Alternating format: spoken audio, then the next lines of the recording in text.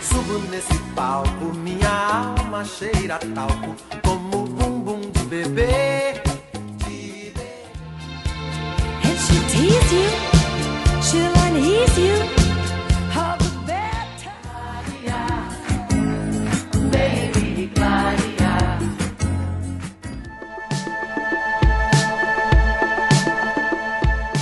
O Rio de Janeiro se vestiu de vermelho e preto e fez a festa para o Flamengo, campeão do mundo.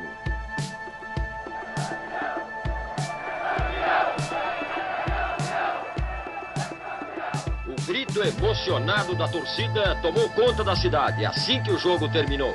Da Zona Norte à Zona Sul, o Rio deixou de lado suas diferenças e vestiu-se de vermelho e preto para comemorar o título mais importante da história do Flamengo. O título de campeão mundial de futebol.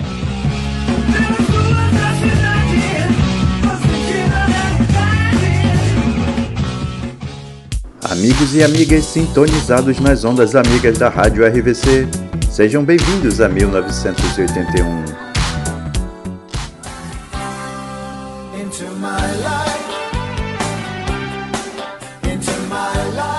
O ano de 1981 traz à memória um tempo de alegria e otimismo para os brasileiros.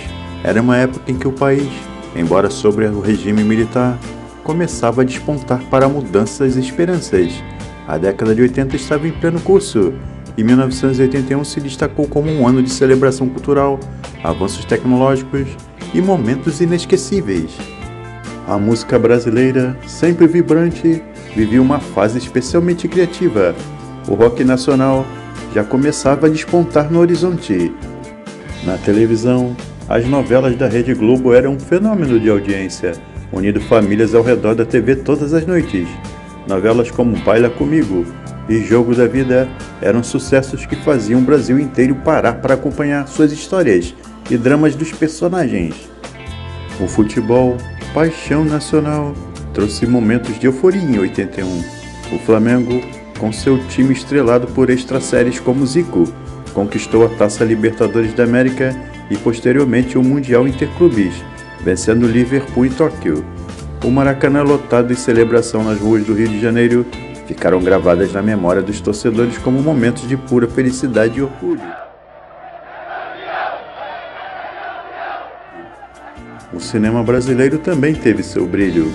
Pichote, A Lei do Mais Fraco, de Hector Babenco, estreou em 81 e se tornou um marco do cinema nacional, comovendo plateias e ganhando reconhecimento internacional pela sua crua e impactante representação da realidade das crianças de rua do Brasil. Em termos de tecnologia, 1981 foi um ano que os primeiros computadores pessoais começaram a aparecer no mundo, trazendo consigo a promessa de uma nova era digital. As crianças brasileiras se maravilharam com os primeiros videogames, como o Atari 2600, que se tornaram uma febre nos lares brasileiros. O cotidiano de 1981 era marcado por simplicidade e união. As famílias se reuniam para o almoço de domingo, as brincadeiras nas ruas eram comuns e o contato humano era mais direto e presente. As festinhas em casa, com bolo, brigadeiro e música alta, eram um ponto alto desse dia.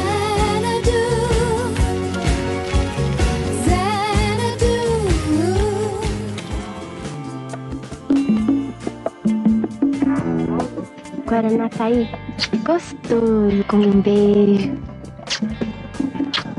O sabor de um beijo quente que refresca a gente. Tira a tampa devagar. Fecha os olhos. O Guaraná tá aí na mão, a boca livre pra beijar.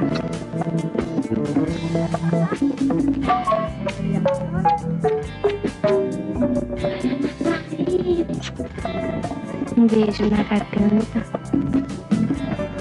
um frescor, não sei o que, sobe e desce em você.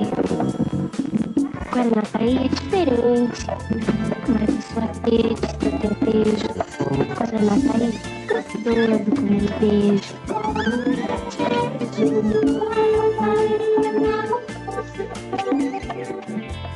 Eu nem me lembrava mais dessa propaganda do Guaranataí. E você, se lembrava?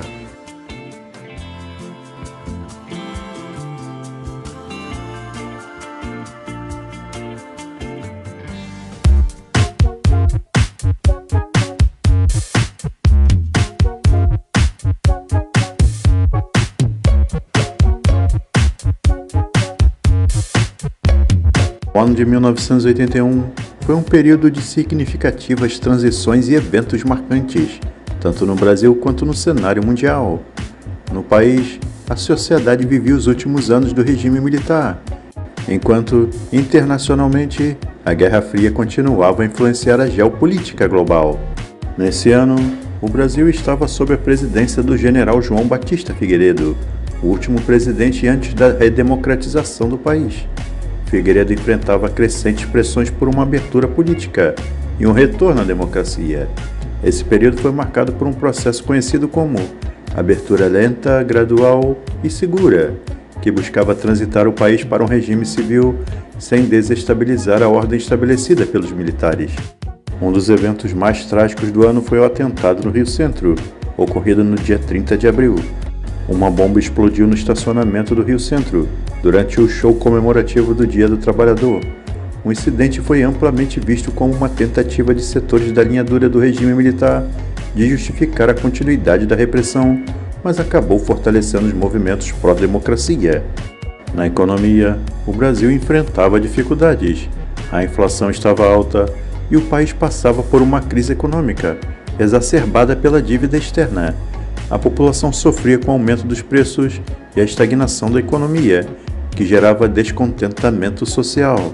Culturalmente, o Brasil vivia uma efervescência. A música popular brasileira continuava a evoluir, com a explosão do rock nacional, onde bandas como a Blitz e artistas como Lulu Santos começaram a ganhar destaque, influenciando uma nova geração. No cenário internacional, 1981 foi um ano de importantes acontecimentos.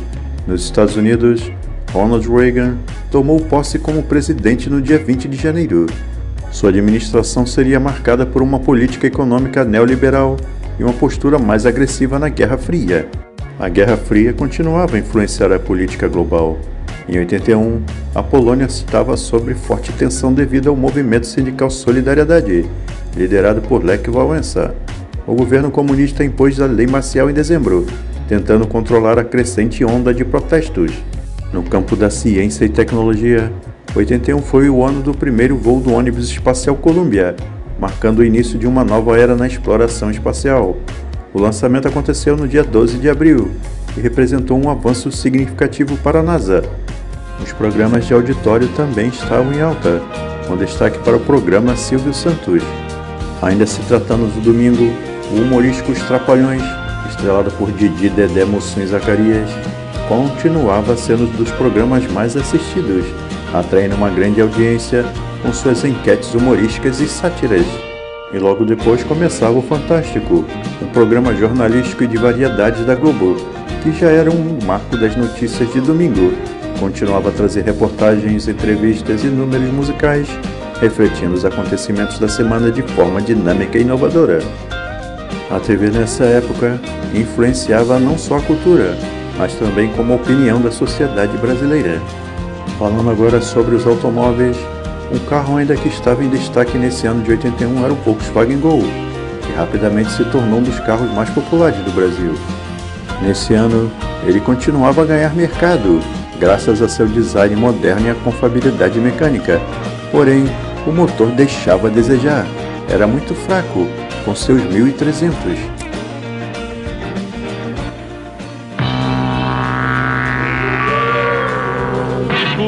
Martini Bianco descobriu prazer, escolheu Martini Bianco, escolheu viver. É Martini Bianco,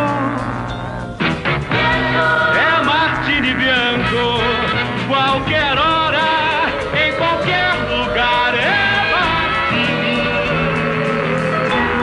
Martini. No dia 29 de julho, mais de 700 milhões de pessoas pararam para assistir ao casamento de Charles, Príncipe de Gales, com Lady Diana Spencer, na Catedral de São Paulo, em Londres. Com relação às novelas, no dia 18 de maio, no horário das 18 horas, estreava a novela Ciranda de Pedra, na sua primeira versão. Baseada em romance homônimo de Lígia Fagundes Telles, a novela tinha como cenário a São Paulo dos anos 40. Outra novela de grande sucesso foi Baila Comigo. Encontros e desencontros de gêmeos idênticos, interpretados por Tony Ramos, separados no nascimento, conduziam a história escrita por Manuel Carlos. As noites de domingo de 1981 começavam com o programa O Planeta dos Homens, um humorístico. Logo depois vinham os Trapalhões, outro humorístico, e o Fantástico, o Show da Vida, às 20 horas. E agora vamos aos carros que mais se destacaram no ano de 1981. Lançado em 1981, o Ford Del Rey tinha uma dura missão pela frente: substituir o icônico Ford Landau, que sairia de linha exatamente no dia 3 de abril de 83.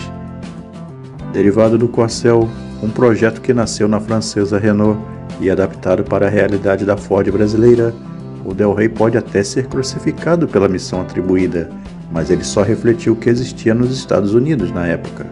Outro carro que também chegou em 1981 foi o sedã compacto da Volks, o Voyage, que começou a sua produção em maio de 1981. O Voyage foi fabricado e projetado pela Volkswagen no Brasil, assim como o Gol, a Paraty e a Saveiro, ambos chamados Família BX. Após o sucesso do modelo hatch lançado em 1980, a GM aproveitou itens do Chevette americano e lançou o modelo SR, Sport Racing, já como linha 81. Era caracterizado por spoiler, faróis de neblina, faixas e aerofólio, mas a principal novidade era o motor 1.6. Em 1981, o Fiat 147 chegava na Argentina, por meio de importação do Brasil, mas no ano seguinte começava a produção local pela Sevel. Interessante era a versão esportiva 147 Sorpasso, elaborada em série limitada pela IAVA, Indústria Argentina Veículos de Azamvada, com motor 1.3 de 90 cavalos.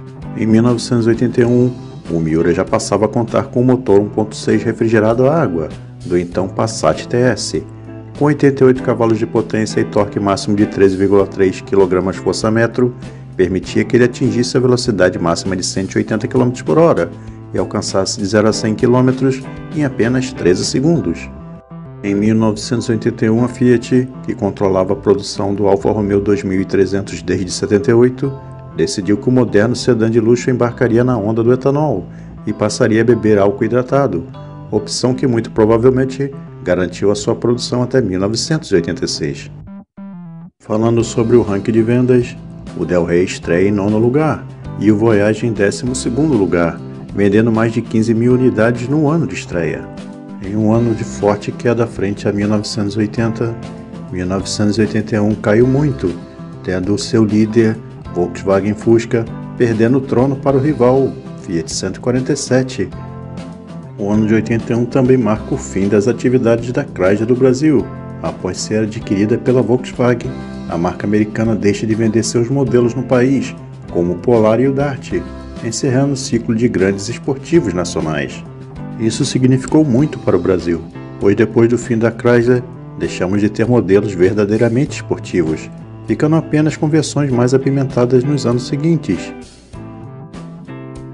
Em 6º lugar, o Volkswagen Gol, que vendeu 30.627 unidades. Em 5º lugar, o Ford Corcel, com 49.886 unidades. Em 4º lugar, o Volkswagen Passat, com 51.779 unidades. Em 3º lugar, o Chevrolet Chevette, com 56.484. Em 2º lugar, o Volkswagen Fusca, com 71.733 unidades.